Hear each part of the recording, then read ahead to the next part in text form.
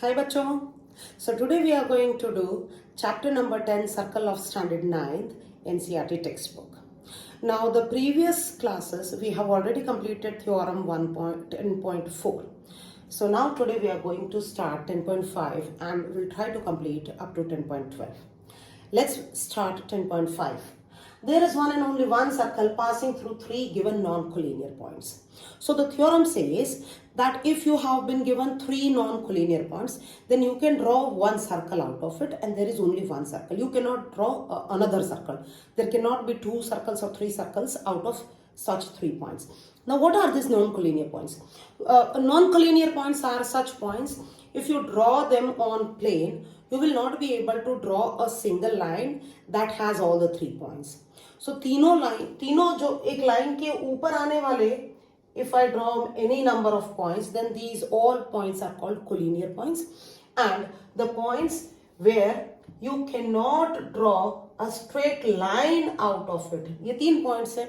You cannot draw a straight line in such a way that all these 3 points are covered. So these points are non-collinear points. Now the theorem says you have been given these 3 points. Now draw a circle and the circle is only one. So that is the proof. So how to do this? Let's start. See, I'm naming A, B, C and we have to connect these points. So I'm connecting these 2 points, right? Okay.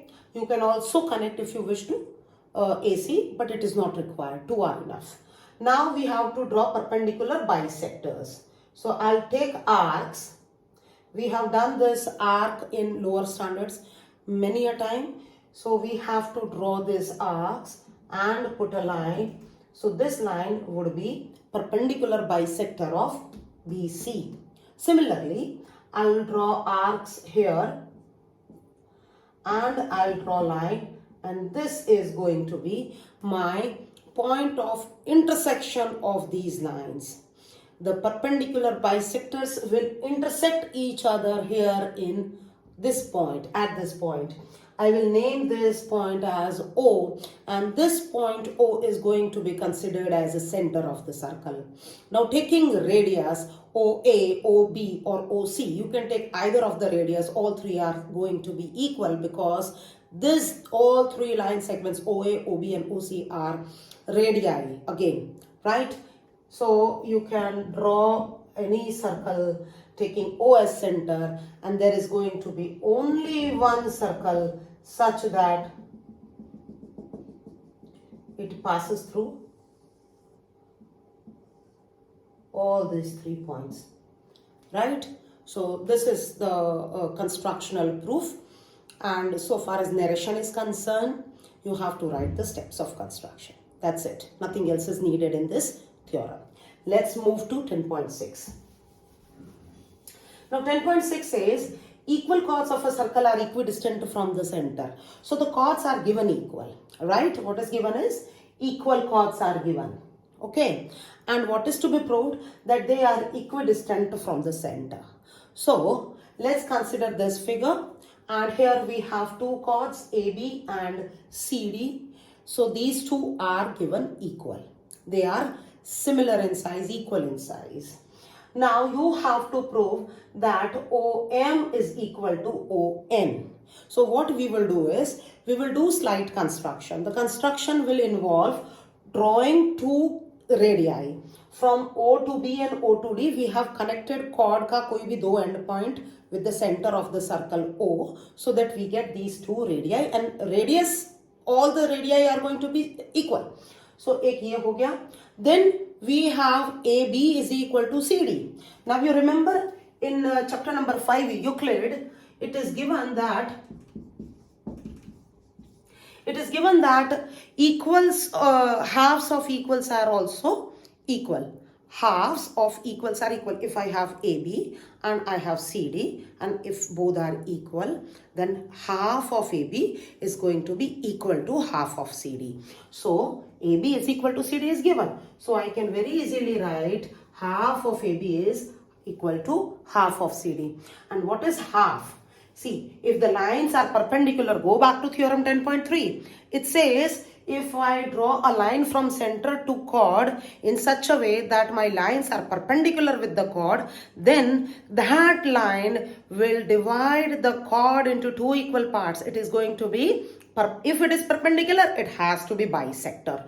That means AM and MB are both equal because point M is midpoint of chord AB, because this angle is purposefully by construction made 90 degree. So this indicates my MB equal to ND, and this is my first condition, right? So this is done.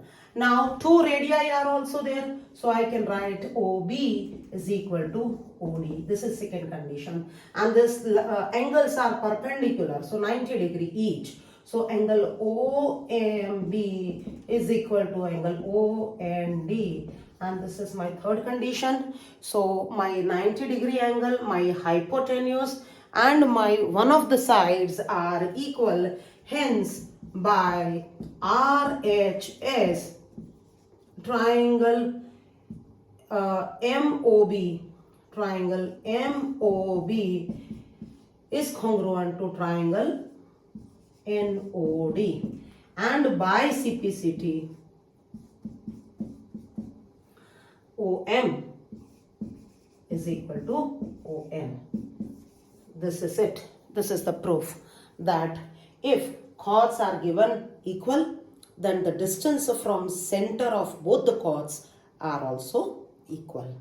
That is OM is equal to ON. I hope this is very clear, right? Now let's move on to 10.7. Now 10.7 is converge of 10.6, which is again very easy. See, the chords equidistant from the center of the circle are equal in length. So here this distance is given equal. OM is equal to ON is already given. And what is to be proved is that AB is equal to CD is required to be proved. So this is same, but in vice versa, opposite. So here what we have to do is, again same construction. You have to connect the center of the circle with the endpoints of the chord so that you get two triangles, and these two triangles are here with me. So what is given is OM is equal to ON. This is given because it is both the chords are at equal distance is already given. So OM is equal to ON, and OB is equal to OD, right? OB is equal to OD. That is also there because radii of the same circles. Now I think you people have understood it very good way. So I'm not writing all the reasons, assuming that you can now write yourself. Okay, and the third one is, see, remember here also perpendicular is a part of construction.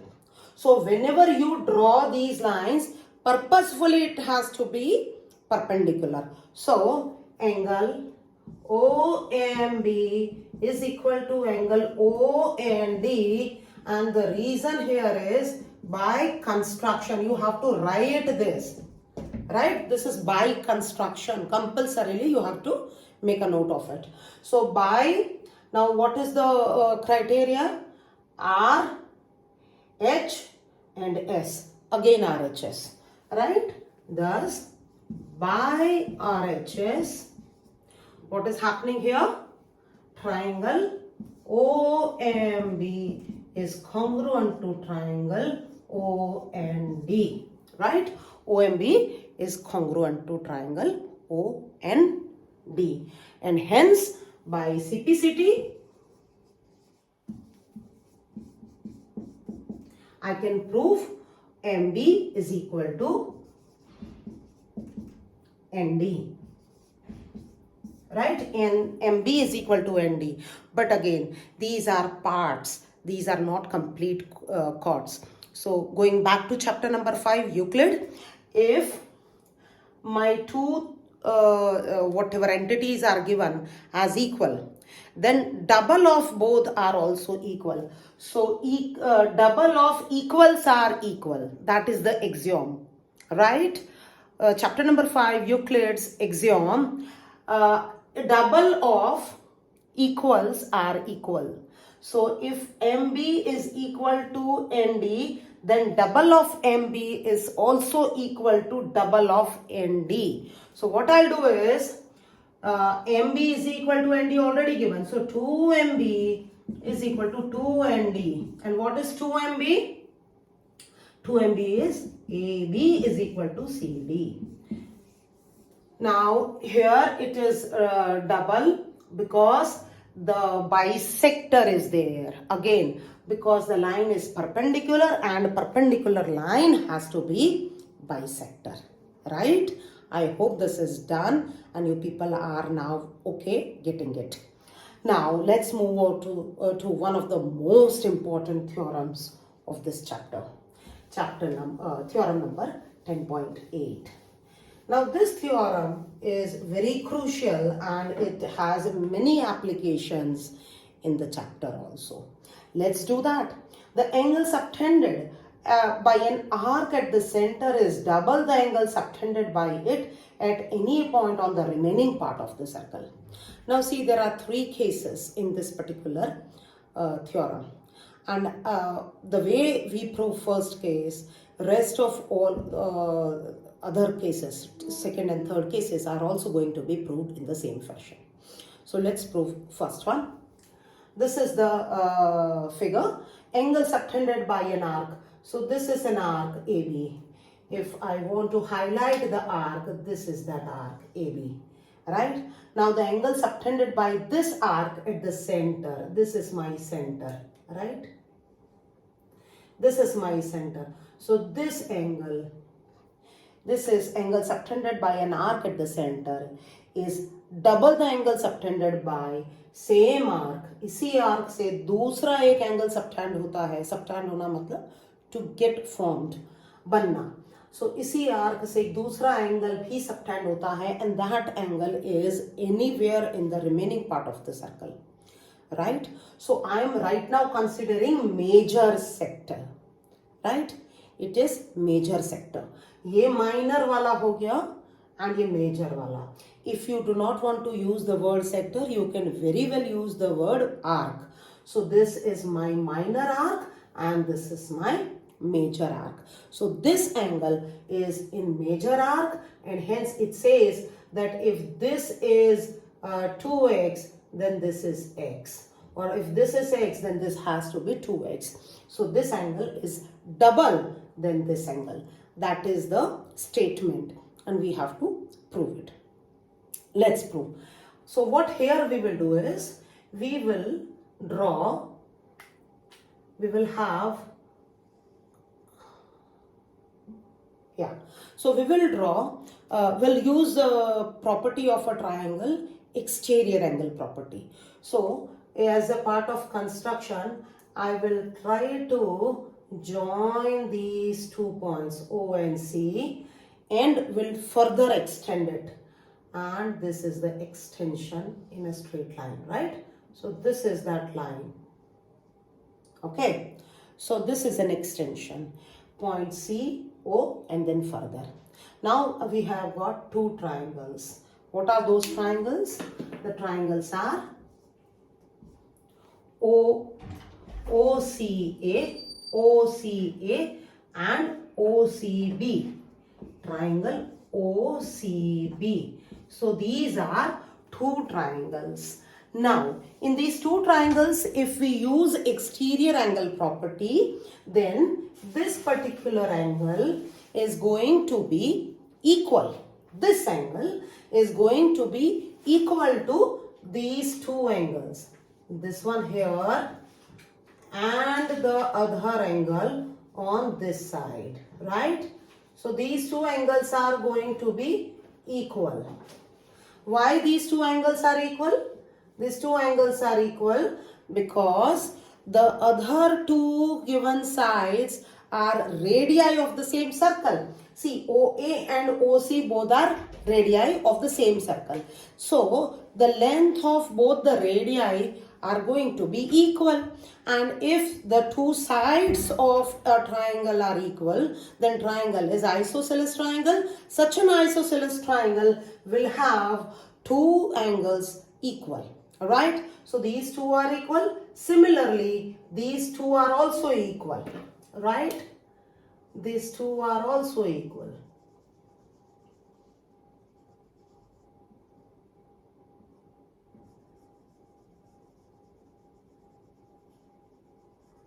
Yeah? And here, this particular angle is going to be equal to addition of the other two highlighted angles. So अगर ये मेरा alpha है तो ये alpha इस P और Q को मिलाकर बनता है, लेकिन P और Q अलग नहीं है. So I'll use only one term P. ये P है तो ये भी P है. Right? So my alpha is P plus P, that is 2P. Similarly, if I name this angle as beta, then my beta is 1 bit, this is my beta, let me call this as Q. Then my beta is 1Q plus 2Q, that means 2Q. So I can very easily write this angle. If I name this as angle D, then angle DOB is equal to 2 angle P, and angle DOA is equal to 2 angle Q. Now what will happen if I add this 1 and 2? If I add these 1 and 2, I have to add 2P and 2Q also. So here I can write angle DOB plus angle DOA is equal to 2P plus 2Q. Right? Now what is DOA and DOB? That is AOB. So angle AOB, you can see these two angles will jointly make up AOB, is equal to 2 times P plus Q. 2 times P plus Q. Now what is P plus Q? This is P plus Q. So this angle AOB is 2 times P plus Q, which is equal to 2 angle ACB. Angle AOB. This is the proof.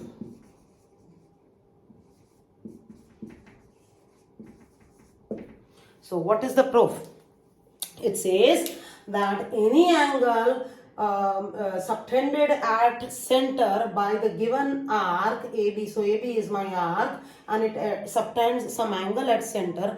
Now this angle at center has to be double the angle subtended by same arc on any other part of the same circle. Right? In major segment, we have taken major arc. We can also take minor arc. Minor arc, it is going to be same. Right?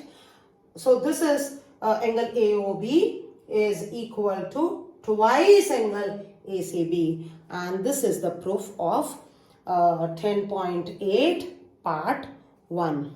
And now we will also draw part 2. We will also try to prove part 2 and part 3.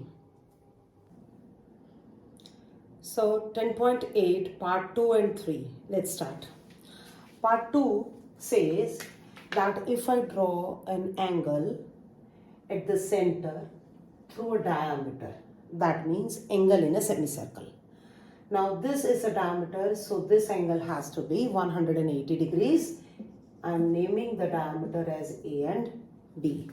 Now if I draw from the same arc AB, if I draw another angle on the remaining part of the circle, then that angle has to be 90 degree, right?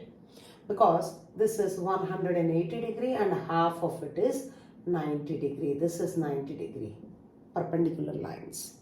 This can also be proved by drawing a line in such a way and making exterior angles, exterior angle property. These two angles add up to this angle and these two angles add up to this angle, right? And so if I name them P, P and Q, Q, so this is going to be 2P, this is going to be 2Q, and so we would be able to prove that this total angle AOB is double the angle of ACB, and that is the proof. So we are not using anything else but the same thing that is used for 10.8 ka part 1A. Similarly, if I draw the angle in minor segment, so first part talks about angle in major segment or in major arc. Second part talks about diameter, so both the segments or both the arcs are same. Now the third one is, say this angle A, point A, and this is my point B, and if I make any, this is angle subtended at the center, and this is angle subtended in minor arc. So this angle is going to be, we can, by the same method of exterior angle property, we can prove that this angle AOB reflex angle AOB. If we divide this reflex angle AOB by 2, we will get this angle ADB. Or we can also say angle ADB is half the reflex angle AOB. And that's how we can prove 10.8 completely, all the three cases, right? Now let's move on to 10.9. Angles in the same segment of circle are equal. Now this is also very simple theorem. See, if I draw A and B is an arc, if I draw an arc, an angle like this, and from the same angle AB here, then it says that these two angles are bound to be equal. They are equal. That is what is the theorem. So how to prove it? See, by 10.8, if we connect these two angles, these two endpoints of an arc, that means chord AB or endpoints of an arc AB, then this is angle subtended at the center by arc AB. So by 10.8 theorem, this angle ACB is half of this angle. So if this is 2x, then this C has to be x. Now similarly, if I draw another angle ADB, so again by 10.8, because this is 2x, this angle is also x, right? So both the angles are now equal by application of 10.8 theorem, right? I hope this is easy and you could understood. Next is 10.10, which is again very simple and much proof is not required because this is not generally asked theorem. People don't generally ask, and there is no proof also, which is very abstract. It can be proved by contradictory method. So what we have to do is, there is some angle ABC and there is some other angle ADC. Now here we have to prove that this point D is on the circle, on the periphery of the circle. What is given is angle B is equal to angle D is given. So initially for proof, we would assume that angle ADB is such an angle that B lies on outside, exterior of circle. It is not on the circle because we have to prove on the circle. We would assume it other way. Let us assume it is not on the circle, and this method is known as method of contradiction. आपको जो proof करना है उससे उल्टा आप assume करेंगे. So this is my point D dash, and maybe this is my point D double dash, right? So यहाँ पे भी हो सकता है, यहाँ पे भी हो सकता है. But now because angle D is given equal to angle B, that means these other 2 points D dash and D double dash have to be coinciding with my point D. So the point D is not a different point, but D dash and D double dash all 3 points are same point, or we can say all 3 are coinciding to each other, and hence this point D is not outside and not inside the circle, but it is on the circle. And so our assumption, initial assumption, is incorrect, and this is how we can prove by the method of contradiction, right? This method of contradiction is again going to be there in class 10th. So this is the proof, and moving ahead with theorem number 11.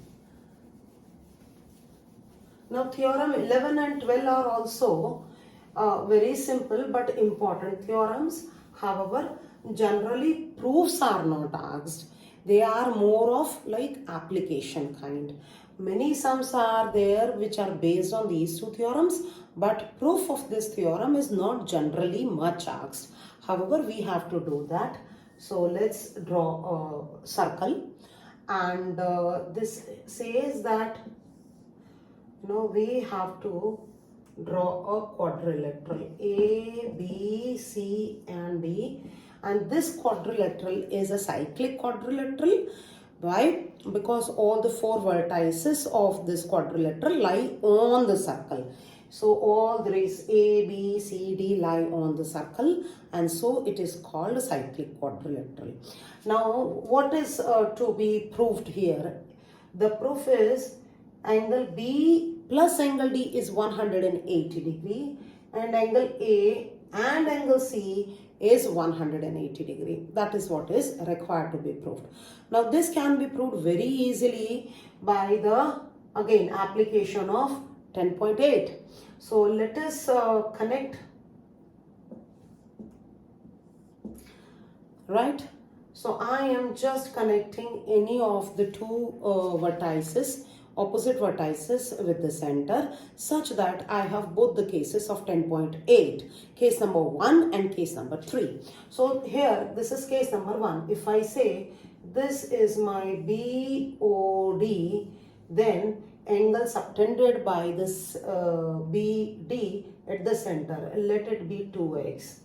Then angle subtended by the same arc in remaining part of the circle is half of this. So this has to be x, correct? So let us write it. Here, 1, I can write angle BOD is twice angle BCD. So this is my first condition, right? This angle BOD is twice angle this x, BCD, right? Similarly, if we talk about third case of 10.8, then this angle has to be half of reflex angle BOD. So reflex angle BOD is twice angle BAD. This is my second statement. Let me just add them. So angle BOD plus reflex angle BOD is equal to twice angle BCD and BAD, right? So what is the total of this angle? This is my BOD and this is my reflex BOD. Now total angle is a circle is formed, so it is 360 degrees. So 360 degree is equal to twice angle BCD plus BAD, and hence angle BCD plus BAD is 360